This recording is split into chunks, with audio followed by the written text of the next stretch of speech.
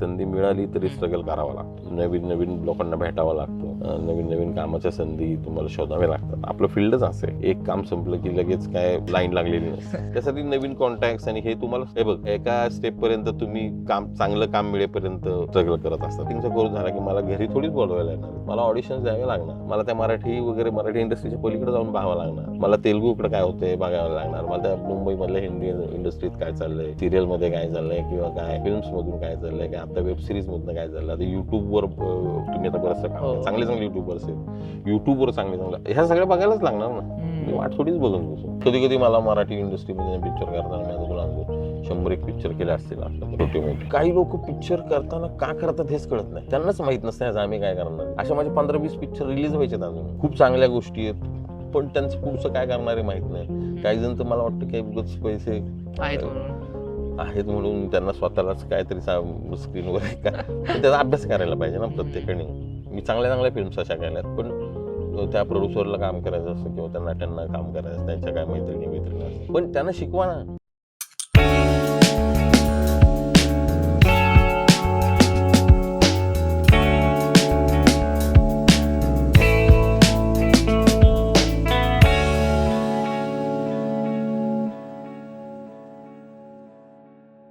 Hi hello नमस्कार.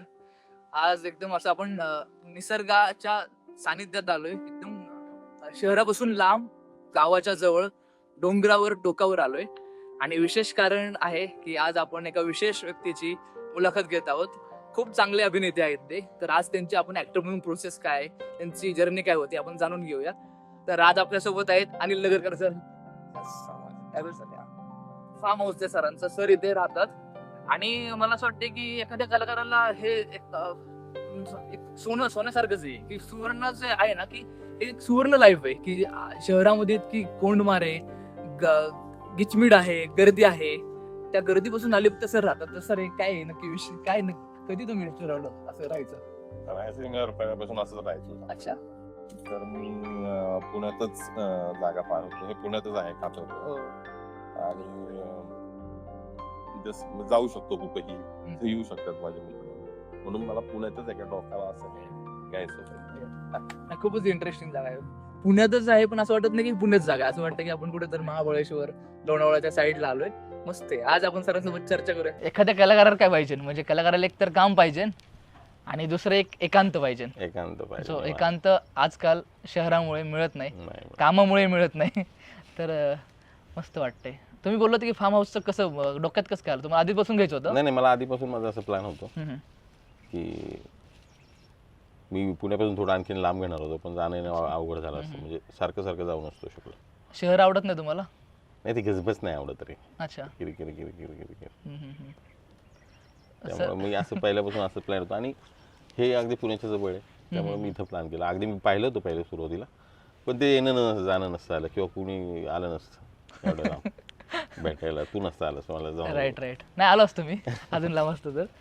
हा sir, तुम्ही सुरुवात कशी झाली? आपलं जसं मला पण बॅकग्राऊंड नव्हतं घरनं वगैरे, तसं तुमचं कसं बॅकग्राऊंड होतं का किंवा नव्हतं? तर सुरुवात कशी झाली ती अभिनयाची सुरुवात तसं मी लहानपणापासून शाळा कॉलेजमध्ये, म्हणजे सुरुवातीला शाळेमध्ये गॅदरिंग आणि ह्याच्यातून केलं होतं, करायचो, आवर्जून भाग घ्यायचो. पण ते कॉलेजला गेल्यानंतर आणखीन जास्त झालं. कॉलेजला गेल्यानंतर पुरुषोत्तम सारखे स्पर्धेतून काम करताना तो इंटरेस्ट वाढला. तुमचं गाव कुठलं सर? मी महाड. आणि कॉलेजला पुण्यामध्ये आला शिकायला? नाही, माझं गाव महाड. अच्छा. माझा जन्म पुण्यातलाच. ओके. आणि राहायला पहिल्यापासून पुण्यामध्ये. आणि कुठल्या कॉलेजला होता तुम्ही? मी आप्पासाहेब जेधे कला व वाणिज्य महाविद्यालय पुणे 2. मग पुरुषोत्तम इंटर कॉलेज कॉम्पिटिशन जेव्हा व्हायच्या पुरुषोत्तमच्या, मग तिथं मी पहिल्यांदा म्हणजे भाग घेतला त्यामध्ये, आणि मग तिथून ते सुरू झालं. आवड त्या आणखीन ती वाढली. मग एका निर्वाण नावाची आम्ही एकांकिका केली होती, त्याला मला बेस्ट ॲक्टरचं प्राईज वगैरे मिळालं. कॉलेज थ्रूच?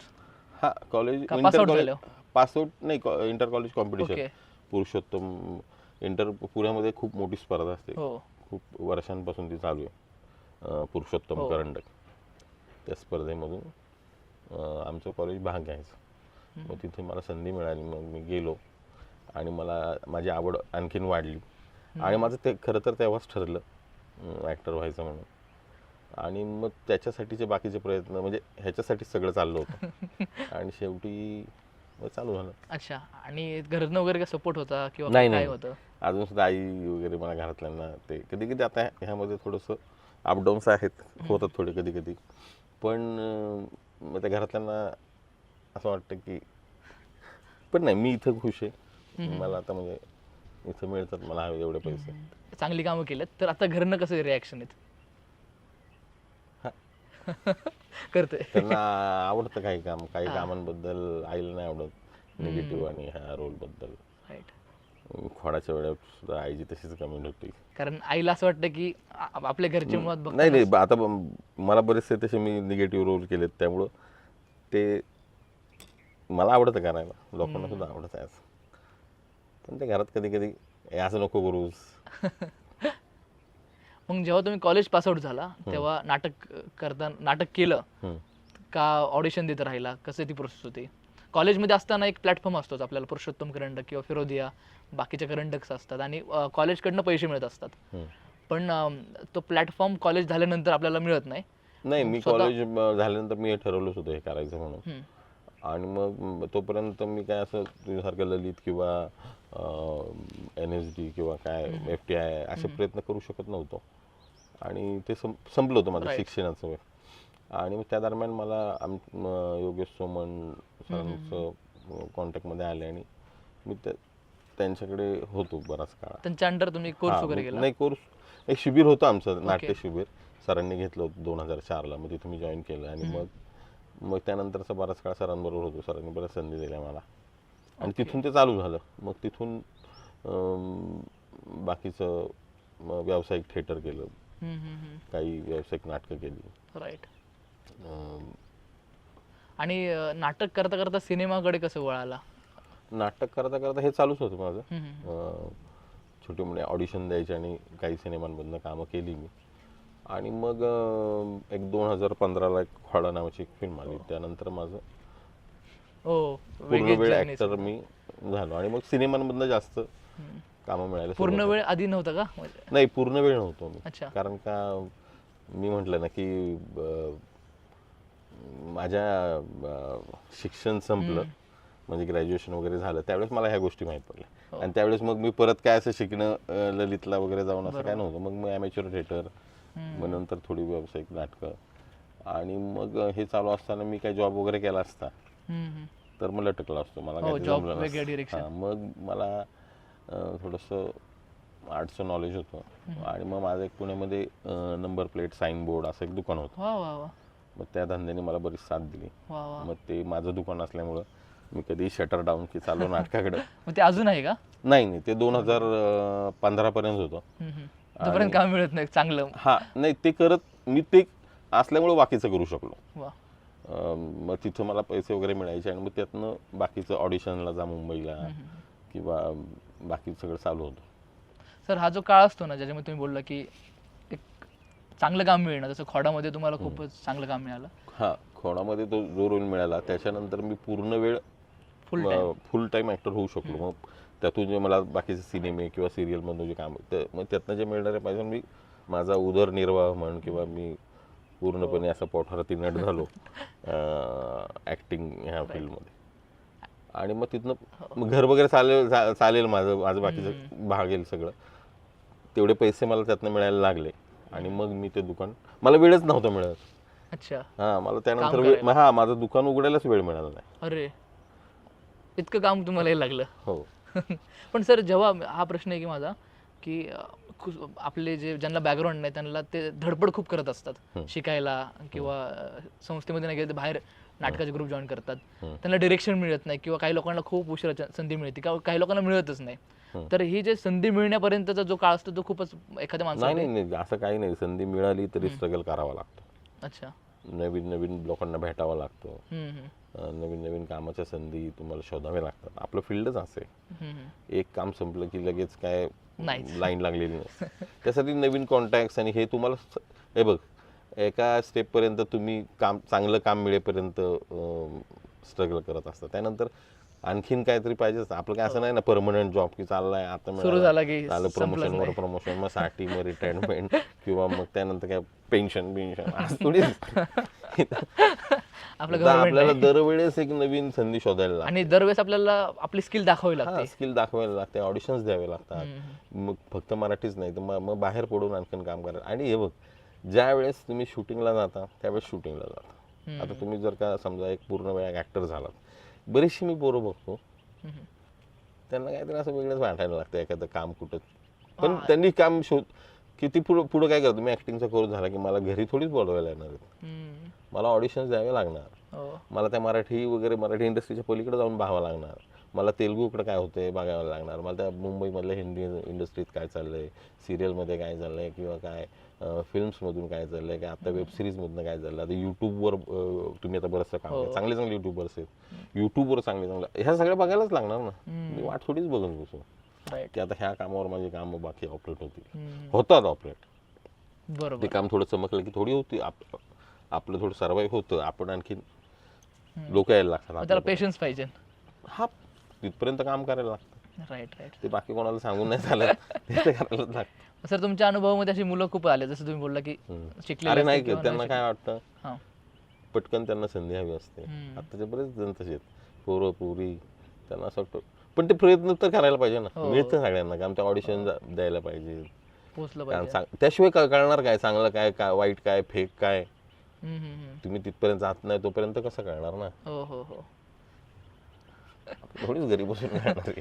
तर तुम्ही जसं म्हटलं चांगलं काय वाईट काय हे आता तुम्हाला तुमच्या अनुभवानेच कळालं असेल, पण हे जे काय एक्सपिरियन्स तुम्हाला आलेत का की जसं फेकनेस आहे किंवा एखादं वाईटच काम नाही, आहे? कधी कधी मला मराठी इंडस्ट्रीमध्ये पिक्चर करताना मी आता तुला सांगतो 100 पिक्चर केले असतील आपल्या अरे. छोटे मोठे, पण काही लोक पिक्चर करताना का करतात हेच कळत नाही. त्यांनाच माहित नसतं ह्याचं आम्ही काय करणार आहे. अशा माझे 15-20 पिक्चर रिलीज व्हायचे अजून, खूप चांगल्या गोष्टी आहेत, पण त्यांचं पुढचं काय करणार आहे माहित नाही. काही जण तर मला वाटतं की उगाच पैसे आहेत म्हणून त्यांना स्वतःलाच काहीतरी स्क्रीनवर काय, पण त्याचा अभ्यास करायला पाहिजे ना प्रत्येकाने. मी चांगल्या फिल्म्स अशा केल्यात, पण त्या प्रोड्युसरला काम करायचं असतं किंवा त्या नट्यांना काम करायचं असतं, त्यांच्या काय मैत्रिणी असतात, पण त्यांना शिकवा ना, शिकवा तुम्ही, ट्रेनिंग घ्या त्यांना, ट्रेनिंग बिनिंग द्या. आता तुमच्याबरोबर बाकीचे काय करणार, मग ती अख्खी गोष्टच खराब होती रे. सर तुमचा असा वेळ गेलाय का, म्हणजे जसं तुम्ही मला कधी कधी वेळ गेल्यासारखा वाटतो. मला असं वाटतं की इच्छा ठीक आहे, मला त्यावेळेस पैसे मिळाले, आता मी पूर्ण वेळ नट म्हणून आहे, मी दुसरा काय माझा धंदा बिंदा नाही, त्यामुळे मला त्याचे पैसे मिळतात तेवढं. पण कधी कधी मला ह्याला पण काय करतोय मी असं पण होतं. मग कधी कधी त्या सिरियलमधनं काम केलेलं बरं पडतं की बाबा ते लोकांपर्यंत पोहोचतंय, काही रिएक्शन्स येत आहेत, चला बाबा चांगलं केलं, वाईट केलं, आमच्या केलं, बाबा छान होतंय, असं तसं. राईट. ते कामाचं काहीतरी होतं बाहेर ते काय. मराठी पिक्चर इतके काही जण अनुदानासाठी करत असतात, काही जण त्यातनं छापाछापी करायची असते म्हणून करत असतात, चुकीचं गायडन्स केलं जातं. आपण त्या प्रोड्युसर लोकांना किंवा पैसे लावणाऱ्या लोकांना चुकीचं गायडन्स केलं जातं. पण काही प्रोड्युसर लोकांची जी इंटरनलच्या काही गोष्टी त्यांना पण कुठेतरी ते पण पूर्ण अभ्यास करत नाहीत. बरोबर. लय गडबड होती कधी कधी, आपण कधी कधी ना बघून बसायला.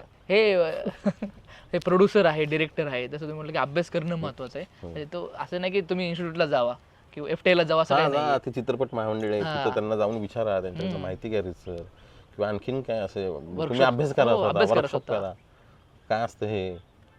मी काही लोक पाहिले जे म्हणजे ते प्रोड्युसर वगैरे काय असेल ते म्हणून खूप छान माल म्हणजे थांबतात, करून घेतात सगळं आलं व्यवस्थित. काहींना तर मग ते गडबडतात नंतर, अरे मग माझ्या इकडे पैसे गेले, माझे तिकडे गेले, आणि मला फसवलं. अरे अभ्यास कर ना आधी. राईट. पेट्रोलच्या भावात राखेल घेऊनच काय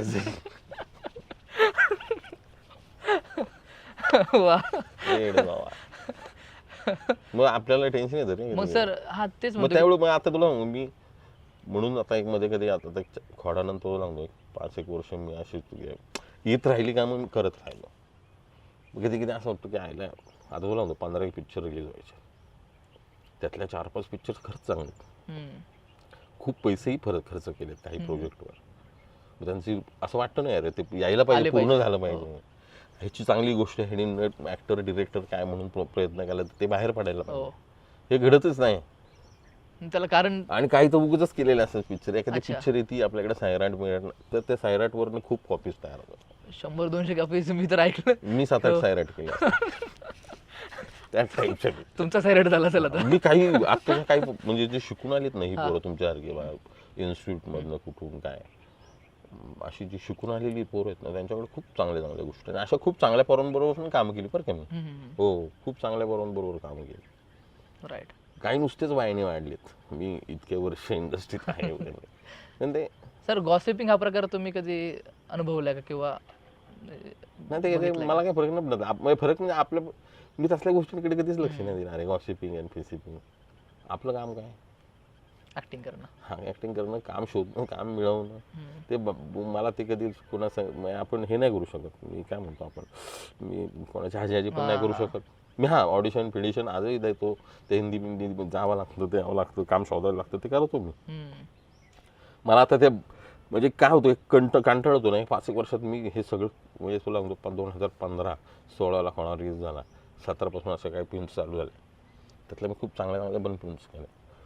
मग त्या टी व्ही मग पुढं त्याचं मग झी व्ही ह्याच्या इकडं टी व्ही चॅनल्सवरून त्या लोकांपर्यंत पोहोचले सुद्धा. पण काही कुठं गेला काय कळलं नाही. मग आता मला असं थोडासा जे चांगले मग काही आपल्याकडे ना, आपण जेव्हा ह्याच्यावर डिपेंड होतो ना, मग आपल्याकडे चॉईस राहत नाही कधी. कारण करावं लागतं ना, व्यवसाय झाला तो. म्हणजे व्यवसाय झाला चांगला. आता मला एवढे EMI भरायचा किंवा काय वाटेवर काय आपल्या गरजा जास्त गरजा तर मी वाढवल्याच नाही, पण सांगतो ते. पण त्यासाठी कधी कधी काम करायला लागतं. त्यामुळे मी त्यात जरा चांगलं काय असेल ते करतो. नाहीतर मी ते मराठी सिरियल्समधनं काम करेन, ते ऑडिशन देईन. हिंदी वेब सिरीज, हिंदी फिल्म्समधनं कामं मिळतात चांगली आणि करत राहायचं आहे. आपण हे बघ, वाट बघत बसण्यापेक्षा ज्या दिवशी काम नाही त्या दिवशी, आता माध्यम आहे ती व्हॉट्सअप पण काय ईमेल फिमेल, आता एवढा स्ट्रगल नाही आहे की जाऊन त्या शोधारे. आता आपण जस्ट आपलं ऑडिशन इथूनही पाठवू शकतो मुंबईला वगैरे. मुंबईला. त्यासाठी तुम्ही इंट्रो द्या, तिथं जाऊन भेटायला तर लागतं आधी. मग फायनल ऑडिशनला बोलवतो तेव्हा जायला लागतं. पण आता बरीचशी कामं या मोबाईलवरनं खूप सोपी झाली. खूप सोपी झाली. नाही तर पहिलं लय बाबा ते फोटो घेऊन हिंडा त्यांच्या मागे. तुम्ही केलंय सर असं? मग मुंबईला मी शोरील पण बनवली जसं आता ललितचं मी पास आउट आहे ना, तर मी आजूबाजूला बघतो की आता पास आउट झालं की एक मुलांचं असतं की जावं मुंबईला, रूम करा किंवा जसं तुम्ही बोलला की फोटो दाखवा. तर तुम्ही तसं केलंय का की आता मुंबईला जातो? हो, मी तुला सांगतो, मी सुरुवातीला जेव्हा हे मला म्हणजे पुण्यातून नाटक वगैरे करत असताना थोडी व्यावसायिक नाटकं काही मिळाली, कोणाच्या रिप्लेसमेंट केल्या. आणि मग नंतर मुंबईशी जेव्हा माझं जाणं येणं चालू झालं त्यावेळेस मग मी सुरुवातीला रूम पण घेतली काही मित्रांबरोबर. मी 3 दिवस मी माझ्या दुकानावर काम करायचो पुण्यात. त्यातून मग मला पैसे जे मिळायचे ते 3 दिवस जाऊन खर्चायचं म्हणजे मुंबईत जायचो. आणि पण मी टाइमपास नाही केला. मी सकाळी 8ला जे बाहेर पडायचो ते काय, माझ्याकडे 20-25 नंबर होते कोणी दिलेले. त्यांना फोन करायचो, सर आमकडनं मी ॲक्टर आहे. पण त्यातल्या काही लोकांना, अरे तुम्हाला खरंच काम शिकायचं किंवा काय ऑडिशन बिडिशन असले तर मला सांगायचे लोक. मग तिथनं थोडंसं ते स्प्रेड होत गेलं की मग ती कामं येत गेली. ऑडिशन दिले, मला कामं मिळाली, 4-5 पिक्चर सलग मिळाले. मग जरा लग्न केलं, मग थोडंसं ते माझं मुंबई कमी झालं. पण परत मी मध्ये चालूच होतो. आता काय मला पूर्ण वेळ काय जाऊन तिथं थांबणं शक्य नव्हतं. तिथं थांबलं तर मग दुसरं गडबड झाली असती माझी. मग मी 3 दिवस पुण्यात काम करायचं. गडबड म्हणजे काय कमू काय, परत अजून कमर्शियल मला तिकडे खर्चायला पैसे नव्हता किंवा घरात बघायला पैसा लागायचा. म्हणजे ते 3 दिवस तिकडून मला एका दुकानावर पैसे कमावते. 3 दिवस तिथं जाऊन मी व्यवस्थित लोकांना ऑडिशनला जा, ह्याला भेट त्याला भेटे चालू होतं माझं. जसं तुम्ही दुकानात काम करायचं तेव्हा तुम्ही सांगितलं होतं लोकांना की मी ऍक्टर आहे किंवा? नाही, ते लोकांना माहित पडतं ना म्हणून. मी कधीच आतापर्यंत सांगत नाही, मला नाही आवडत ते सांगायला. मी ऍक्टर आहे, मला असं फॅसिलिटी ऍक्टर आपण जॉब करतो, तो आपल्याला जो आवडतो काम आहे आपलं. लोक ओळखतात तेव्हा मज्जाच येते. मग त्यांना ते करतात कौतुक, ज्यांना माहिती आहे ते. उगाच मी बळच सांगत नाही असेल. ज्यांना आपलं काम माहिती आहे, ज्यांनी आपलं काम बघितलंय ते लोक कौतुक घेतात, चहा बसा फोटो, ते सगळं होतं. मी सांगत नाही, मला नाही आवडत ते असं सांगत कोणालाच. मी कधीच नाही सांगत बसत. खोडाची प्रोसेस काय होती? तो खोडा कसा तुम्हाला मिळाला? खोडाच्या आधी मी एक फिल्म करायचं प्लॅन केलं होतं की आपण एक फिल्म करू आपल्या स्वतःसाठी, की आपल्याला एक बऱ्यापैकी आता तुझ्यासारखे काही फिल्म स्कूलचे मित्र म्हण किंवा काय असे कॉन्टॅक्टमध्ये आल्यानंतर एक सिनेमा आणि हे बघण्याची आवड तयार झाली. मग वर्ल्ड सिनेमा काय असेल ते राईट राईट इकडचे तिकडचे सिनेमा, मग Festival वगैरे. मग फेस्टिवल, मग टीव्ही घेतला, मग तो काय ते CD प्लेअर, मग बरेचसे फिल्म्स पाहिले. त्यामुळे माझं असं चालू होतं की आपण एक फिल्म आपण एक चांगला एक मस्त मराठी सिनेमा करू. तुम्ही डिरेक्ट करणार होता? हा मी डिरेक्ट करणार. अच्छा. आणि मग त्या दरम्यान भाऊ कराडे भेटला मला. तर त्या आम्ही दोघं मिसअंडरस्टँडिंग भेटलो.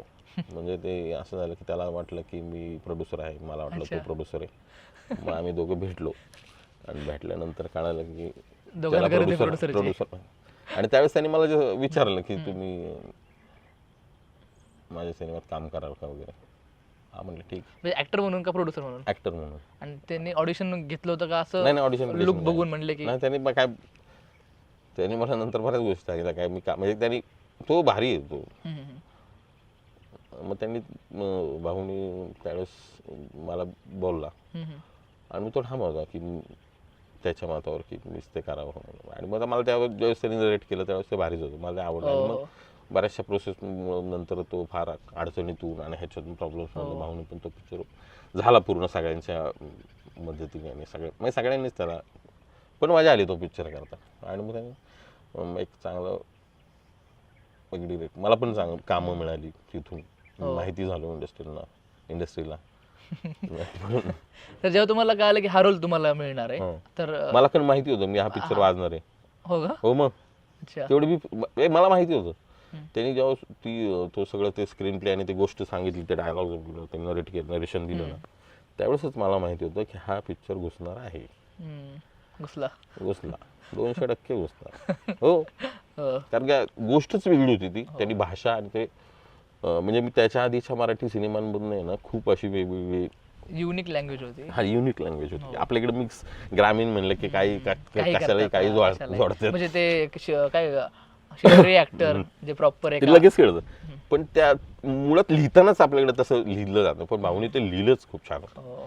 आणि डायलॉग्स आणि हे भारी लिहिलं होतं. आणि ते त्यामुळे ते नरेट केलं आणि त्यावेळेस ते सगळं जेव्हा दिसतो म्हणलं हा विषय घुसणार आहे. आणि सर जेव्हा तुम्हाला स्क्रिप्ट ही आधी आली का सेट ऑन सेट? नाही, त्यांनी मला सगळं आधी दिली होती. सगळं आमचं व्यवस्थित बसून प्रॅक्टिस झाली होती. आपली चक्री वगैरे व्हायची. त्यांनी सगळ्यांना व्यवस्थित कॅरेक्टर नरेट केले होते. हो, सगळ्यांना मज्जा आली. त्यामध्ये आम्ही ऍक्टर फक्त मी, शशांक शेंडे, धुमाळ काका आणि तो हेमंत कदम चौघच ऍक्टर होते. बाकी सगळे नॉन ऍक्टर होते. अच्छा. सगळेचे सगळे. भाऊ शिंदे पण नॉन ऍक्टर? नाही, भाऊ शिंदे ऍक्टर वगैरे नव्हते. मग ते काय गावाला वगैरे मला माहित नाही. पण तसं तो मला भाऊचा कास्टिंग पण नंतर झालं वाटतं. त्याला काय मिळत नव्हतं म्हणून भाऊ असं काहीतरी. पण सगळ्यांनीच कामं रवली, भारीच होतं ते. तर तुमची त्यासाठी मग तुम्ही कॅरेक्टरला गेला जसं विज्युअली म्हणजे बघण्यावाईज, तर पण कॅरेक्टरसाठी तुमची काय तयारी होती की तो जो आहे गावातला? तर हो, माझी काय तयारी वेळ नव्हती. मी त्या डायरेक्टर म्हणजे भाऊचे जे काय सांगितलं ते मी फॉलो केलं.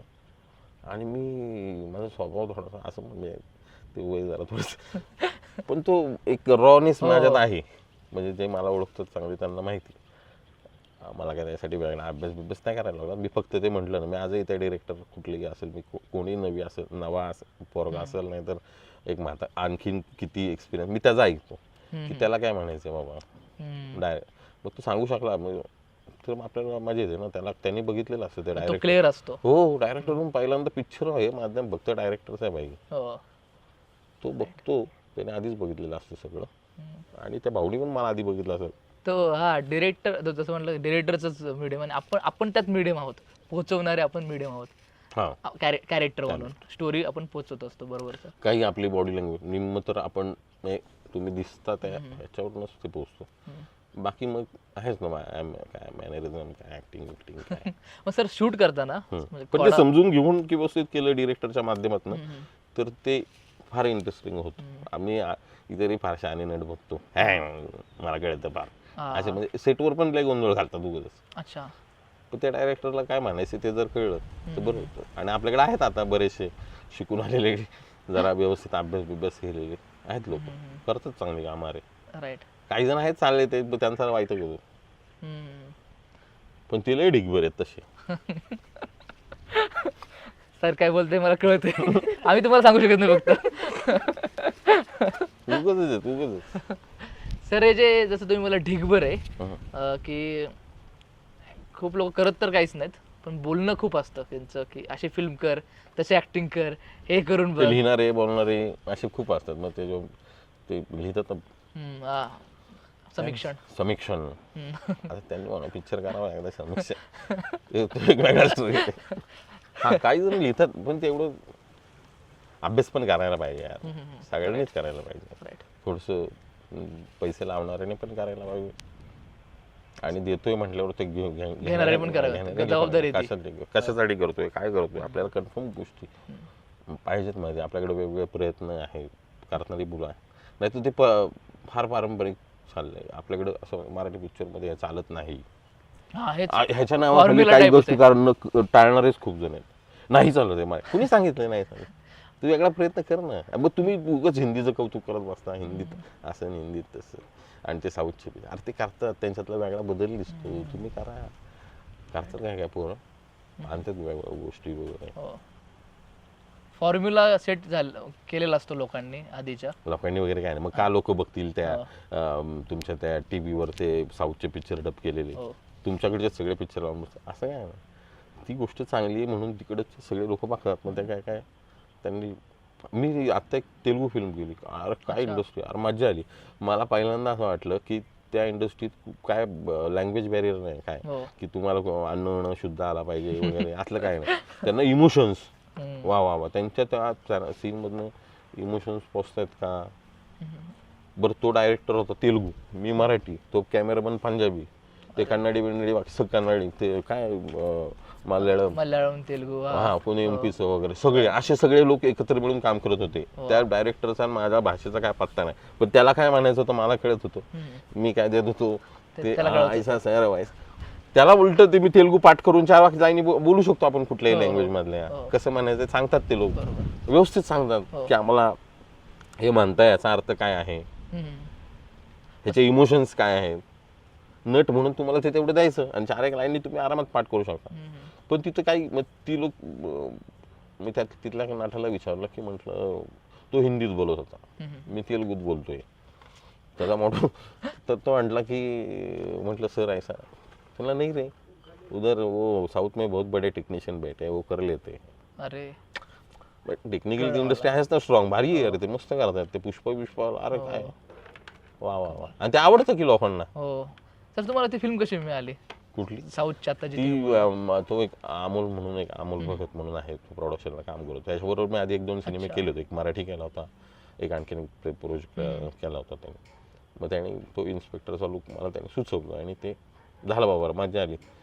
तिथनं ते काम पिक्चरमध्ये अजून काम रन व्हावीत त्या इंडस्ट्रीत माझी, असं वाटतं. नाही होतील व्हायलाच पाहिजे ना रे, होणार काय फाट डाले गे फाडणार, ते तर विषयच नाही. फाडणार म्हणजे फाडणार. भारी सर, तुम्ही खडामध्ये विलन केला आणि पुढे असं कधी होतं का की तुम्ही आता जसं सैराट आला, सैराटची इतक्या कॉपी झाल्या की डिरेक्टर्स कॉपीज करतात, तसं खोडा केला तुम्ही, खोडामध्ये तुम्ही इतकं चांगलं काम केलंय, तर त्याचं असं आलं का बाबा खोडा बघितल्यावर तुम्हाला त्याचं काम द्यावं? हो. अरे एक डायरेक्टर आलता माझ्याकडं, आता मी त्याला सांगू कसं यार, खोडा आणि सैराट मिक्स असा. अच्छा, त्याची सुरुवात तशी केली आणि त्यांनी सीनही तसे लिहिते, त्याला तशी कानपट्टा वाढतो, मग हे करतो. अरे मला तर असं वाटतं मी खोडातला सीन 2 असे सिनेमे लावले असतील इकडं आणि इकडं. ते आता काय सांगायचं त्याला. पण त्याचा पण तो पण त्याला असं वाटत होतं की त्याला कळलं आता, तो आता करेल दुसरा प्रयत्न चांगला. त्यांनी पहिला प्रयत्न तो खूप प्रामाणिक होता, ते काम केलं.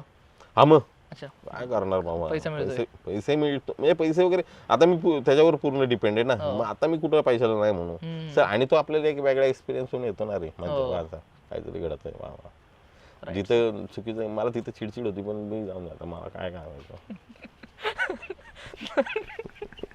बरोबर. सर ऍक्टर म्हणून जे आता आपलं तुमचं हेच असतं, पण असं काही रुटीन आहे का? जसं आता जे काय ऍक्टर शिकलेले असतात ते म्हणतात की मी हे फॉलो करतो, ते फॉलो करतो, तसे टेक्निक फॉलो करतो असं. पहिली गोष्ट तुला सांगतो मी, हा काही शिकताना म्हणजे या इंडस्ट्रीत काम करत असताना काही अशी रती महारथी मोठे मोठे वडील त्यांच्याकडनं काही टिप्स छोट्या म्हण किंवा त्यांना बघून म्हण असं काहीतरी मी आपलं हे करत गेलो. पण मी कधीच कुठला डायलॉग असा माझा आता आयुष्यभर लक्षात राहिला असं मी पहिली गोष्ट करत नाही. त्यामुळे मी अख्खी कोरी पाठी प्रोडक्शन असतो. मला कधीच मी मागचं लक्षात ठेवत नाही कधीच की मी असा डायलॉग म्हणला होता आणि ते कुठला मागचा इम्पॅक्ट मी माझ्या पुढच्यावर येऊ नये असल्याची मी काळजी घ्यायचा प्रयत्न करतो. आणि मला कुठल्या अशा कॉमत जाऊन तर मी ह्या झोन मध्ये जातो आणि मी थोडासा त्या मूड मध्ये राहतो असं काहीच नाही. हा मी ऍक्टर म्हणजे आपलं थोडस मध्ये मध्ये गाणी बिनी मला नाही आवडत त्या मूड मध्ये राहण्यासाठी. अच्छा म्हणजे शूटच्या आधी तुम्ही माझ्या मूड मध्ये राईट. हा बाकी काय मी ध्यान म्हणजे तेच आपलं ध्यान समज वाढीव काम काय करत नाही. गेलोच हे शूट करताना नाही काही जण असतात ना बघितले मी जरा ते थोडस त्या समज त्या कॅरेक्टरच्या मूड मध्ये जाताना असे 2-4 आधी म्हणजे नाही सर थांबा आणि मग काय म्हणू आपण तो त्या कॅरेक्टरचा मूड पकडणं मला तसलं काय नाही चला चालू. आणि ते वर्क होतं का म्हणजे तुम्ही वर्क होतं ना. आणि मी तर कधी कधी बळच रिटेक काय ते किंवा आधी प्रॅक्टिस कधी कधी आपण प्रॅक्टिस करत असताना समोरच्याला पण काय कळत नाही किंवा आपल्याला पण समजलं ते समजत नाही ना तोपर्यंत ती मज्जा येत नाही. आता काय रीळ बीळचा जमाना नाही म्हणा. हा व्यवस्थित दिवसाला 3-4 सीन काढू शकतात अभ्यास करून. पण मी रिटेक घेतो पुष्कळ. मला मज्जा येत नाही तोपर्यंत. कधी कधी तो डायलॉगच समजला नाही नीट तर त्या म्हणण्यात काय अर्थ आहे. कोण काय म्हणा ना मी घेतो रिटेक बिनधास्त. हा कधी कधी ते इतकं पटकन पहिल्यांदाच मनात घुसतं ना ते मग ते सरळ येतं असं. म्हणजे हे ऍक्टरला कन्व्हिन्स पाहिजे पहिलं मग आपण डिलिव्हर करू शकतो. मग बरोबर त्यांनी काही आपण रिटेक घेतला म्हणजे काय मोठा गुन्हा केला असं नाही. मी काय नाही ते आपण आपल्या एकट्यामुळे कधी रिटेक होत नाही लक्षात ठेव. कधी तो कॅमेरावाला चुकतो कधी तो डायरेक्टर चुकतो कधी आपला को ऍक्टर चुकतो कधी कधी काय मध्येच मागे येतं मध्येच त्या आर्ट डिरेक्टर सारे ते काढायला पाहिजे तिथे ठेवायला पाहिजे असं काही म्हणजे असं काही होतं ना. मग त्यावेळेस आपला तो पहिला ठिकाणी मी तो म्हणतो तो असा बिल्ड होत जातो अजून मजा. हे मजा जसं नाटकासारखे नाटकात आपण प्रॅक्टिस करतो पहिला दिवस आणि 10वा दिवस वेगळा असतो. काही लोक फार शहाणपणात येतात. अच्छा वन टेक अरे मी हा तेच की अरे ते घे ना समजून तो समोरचा नवीन असेल किंवा त्या बरोबर बोललो पाहिजे ना.